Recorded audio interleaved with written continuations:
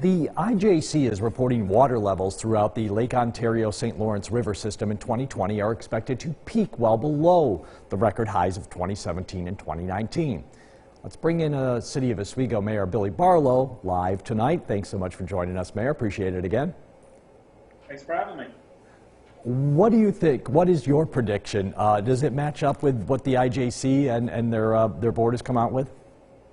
Well, I think they've done such a terrible job back in 2017 and 2019 that it was easy to come in and celebrate that we're not as bad as we were in those particular years. Just to put it into perspective, this all revolves around Plan 2014. Before Plan 2014, the average water level at this time of year was about 245.5 feet.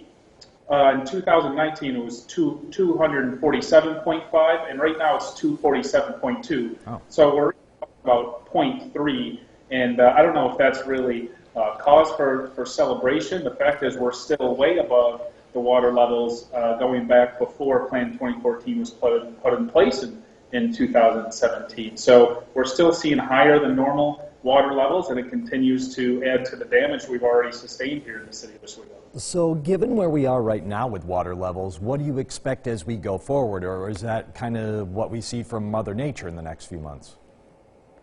Well, it's really two things. It's how the IJC continues to control the outflows from Lake Ontario, and it has to do with weather. So if you look at the other Great Lakes, they're still above average, and we know that water is coming our way. At the same time, it's still very early in the season. Like I said, we didn't peak last year until late June. So the lake, I presume, is going to continue to come up higher, and if they don't let out the appropriate amount of water moving forward, we'll continue to see some of the problems that we've had in the years past. And just to put that into perspective, the city of Oswego alone, just within city limits, sustained over $5 million in damage the last 3 years.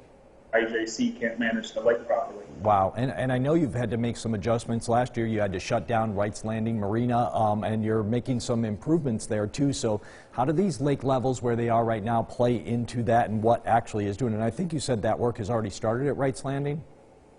Yeah, so I guess that is the silver lining. The whole thing is Wrights Landing Marina actually closed right now. We secured $5 million in funding from FEMA to help repair some of the damage that's been done these last few years. And then we also secured $12.6 million in ready money from New York State so that we can actually build our marina and raise it 3 feet to not be so vulnerable to these higher lake levels that we've experienced these last few years. So all of that work, again, we're pushing $20 million. If you add in the city's share of the money, of investment is going to be taking place in a very small area, Wrights Landing Marina in the International Pier, which is the silver lining, right? So we'll raise the marina up about 3 feet, and we'll do some improvements to try to get more boaters and more people into the area.